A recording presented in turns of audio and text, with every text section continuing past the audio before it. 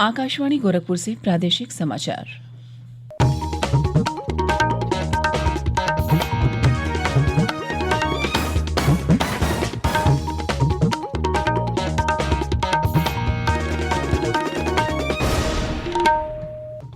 नमस्कार, समाचार बुलेटिन के साथ में शिवानी अरोरा। पहले मुख्य समाचार।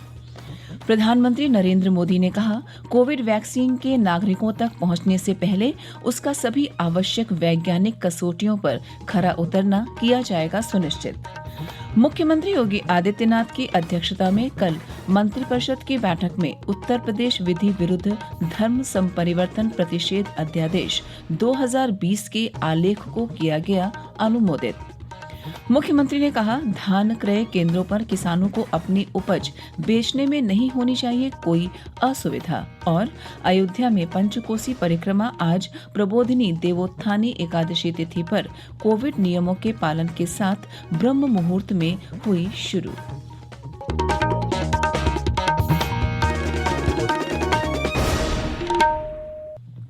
अब समाचार विस्तार से। प्रधानमंत्री नरेंद्र मोदी ने फिर भरोसा दिलाया है कि सरकार कोविड-19 वैक्सीन बनाने पर कड़ी निगरानी रख रही है।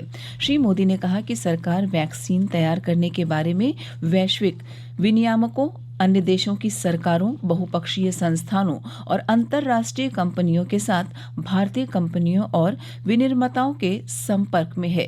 प्रधानमंत्री ने कहा कि यह सुनिश्चित किया जाएगा कि नागरिकों के लिए वैक्सीन सभी आवश्यक वैज्ञानिक कसौटियों पर खरी उतरे। श्री मोदी ने इस बात पर बल दिया कि जिस तरह कोविड से लड़ाई में प्रत्येक जान बचाने पर ध्यान दिया गया, उसी तरह यह सुनिश्चित करने को प्राथमिकता दी जाएगी कि प्रत्येक व्यक्ति को वैक्सीन मिले। कोरोना के खिलाफ अपनी लड़ाई में हमने शुरुआत से ही एक एक देशवासी का जीवन बचाने को सर्वोच्च प्राथमिकता दी। अब वैक्सीन आने के बाद भी हमारी प्राथमिकता यही होगी कि सभी तक कोरोना की वैक्सीन पहुंचे। लेकिन कोरोना की वैक्सीन से जुड़े भारत का अभियान अपने हर नागरिक के लिए एक प्रकार से नेशनल कमिटमेंट की तरह है।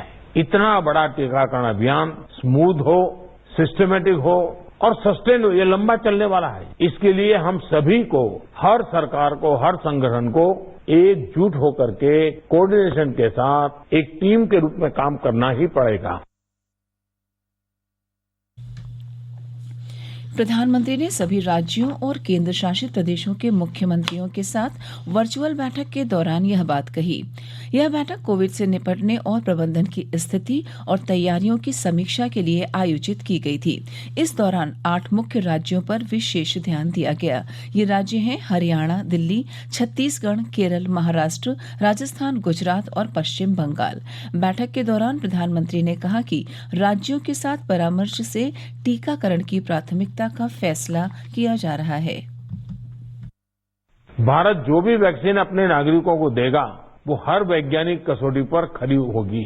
वैक्सीन प्राथमिकता के आधार पर किसे लगाई जाएगी, ये निर्णय तो हम सब मिलकर के ही करेंगे।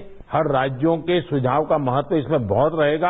हमें कितनी अतिरिक्त कोल्ड स्टोरेज की जरूरत रहेगी, कहाँ कहाँ संभव हो गए, उसके पैरामीटर्स क्या हो गए, उस पर हमें यहाँ से सूचनाएं तो डिपार्टमेंट को चली गई है, लेकिन इसको अब इम्प्लीमेंट करने के हमने रेडी रखना पड़ेगा। श्री मोदी ने मुख्यमंत्रियों से यह सुनिश्चित करने को कहा कि बेहतर परिणामों के लिए राज्य स्तरीय संचालन समिति तथा राज्य और जिला स्तरीय कार्यबल की नियमित निगरानी की जाए। प्रधानमंत्री ने कहा कि अतीत के अनुभवों से हमने सीखा है कि वैक्सीन के बारे में कई तरह की भ्रांतियां और अफवाहें फैलाई जाती हैं। उन्होंने कहा कि कोविड वैक्सीन के दुष्प्रभावों के बारे में भी अफवाहें फैलाई जा सकती हैं। प्रधानमंत्री इस बात पर बल दिया कि नागरिक समाज, एनसीसी और एनएसएस के विद्यार्थियों तथा मीडिया सहित हर संभव मदद से व्यापक जागरूकता अभियान के जरिए इस तरह के प्रयासों पर अंकुश लगाया जाए। प्रधानमंत्री ने कहा कि बड़ी मजबूती के साथ कोविड-19 से लड़ाई लड़ी जा रही है, लेकिन अभी लापरवाही नहीं बरती जानी चाहिए। प्रधानमंत्री ने कहा कि स्वस्थ होने की दर के मद्देनजर बहुत से लोग यह सोचने लगे हैं कि वायरस कमजोर हो गया है। श्री मोदी ने सतर्क किया कि इस तरह की सोच से असावधानी बढ़ती है। कोई वैक्सीन नहीं है, दवाई नहीं है, हमारे पास एक ही रास्ता बचा है, हम हर एक को कैसे अपने आप बचाएं। और हमारी जो गलतियां हुई वही एक खतरा बन गया, थोड़ा ढिलाई आ गई। इस चौथे चरण में लोगों को कोरोना की गंभीरता के प्रति हमें फिर से जागरूक करना ही होगा। केंद्रीय गृह मंत्री अमित शाह, स्वास्थ्य मंत्री डॉक्टर हर्षवर्धन, कैबिनेट सचिव राजीव गौबा, स्वास्थ्य सचिव राजेश भूषण और नीति आयोग के सदस्य डॉक्टर वी के पाल भी इस उच्च स्तरीय कोविड समीक्षा बैठक में उपस्थित थे। मुख्यमंत्री योगी आदित्यनाथ की अध्यक्षता में कल मंत्रिपरिषद की बैठक में उत्तर प्रदेश विधि विरुद्ध धर्म संपरिवर्तन प्रतिषेध अध्यादेश 2020 के आलेख को अनुमोदित कर दिया गया। यह अध्यादेश ऐसे धर्म परिवर्तन को एक अपराध की श्रेणी में लाकर प्रतिषिद्ध करेगा जो मिथ्या निरूपण, बलपूर्वक, असम्यक प्रभाव, प्रपीड़न, प्रलोभन या अन्य किसी कपट रीति से या विवाह द्वारा एक धर्म से दूसरे धर्म में परिवर्तन के लिए किया जा रहा हो। यह अवयस्क महिला, अनुसूचित जाति, अनुसूचित जनजाति के संबंध में ऐसे धर्म परिवर्तन के लिए बृहत दंड का प्रावधान करेगा। सामूहिक धर्म परिवर्तन के मामले में कतिपय सामाजिक संगठनों का पंजीकरण निरस्त करके उनके विरुद्ध कठोर कार्यवाही की जाएगी। उपबंधों का उल्लंघन करने पर कम से कम 1 वर्ष, अधिकतम 5 वर्ष की सजा और 15,000 जुर्माने का प्रावधान किया गया है, जबकि अवयस्क महिला, अनुसूचित जाति या अनुसूचित जनजाति की महिला के संबंध में धारा 3 के उल्लंघन पर कम से कम 3 वर्ष, अधिकतम 10 वर्ष तक का कारावास और जुर्माना 25,000 रुपये होगा। प्रादेशिक समाचार आप आकाशवाणी गोरखपुर से सुन रहे हैं। प्रधानमंत्री नरेंद्र मोदी आज वीडियो कॉन्फ्रेंस के द्वारा लखनऊ विश्वविद्यालय के शताब्दी समारोह में भाग लेंगे। इस अवसर पर वे विश्वविद्यालय के 100 साल के स्मारक सिक्के का अनावरण करने के साथ साथ विशेष स्मारक डाक टिकट जारी करेंगे। समारोह में रक्षा मंत्री राजनाथ सिंह, प्रदेश की राज्यपाल आनंदीबेन पटेल और प्रदेश के मुख्यमंत्री योगी आदित्यनाथ भी उपस्थित रहेंगे। 1920 में लखनऊ विश्वविद्यालय की स्थापना गुणवत्तापूर्ण शिक्षा और भारतीय मूल्यों को बढ़ावा देने तथा समाज और मानवता की सेवा करने के उद्देश्य से की गई थी। मुख्यमंत्री योगी आदित्यनाथ ने कहा कि यह सुनिश्चित किया जाए कि किसानों को अपनी उपज बेचने में धान क्रय केंद्रों पर कोई असुविधा न हो। मुख्यमंत्री ने अधिकारियों को धान क्रय प्रक्रिया के गहन मॉनिटरिंग तथा क्रय केंद्रों का आवश्यक निरीक्षण करने के निर्देश दिए। मुख्यमंत्री कल लखनऊ में एक मीटिंग के दौरान उच्च अधिकारियों को संबोधित कर रहे थे। उन्होंने कहा कि यह भी सुनिश्चित किया जाए कि जनता को आलू और प्याज सहित अन्य आवश्यक खाद्य सामग्री उचित मूल्य पर उपलब्ध हो।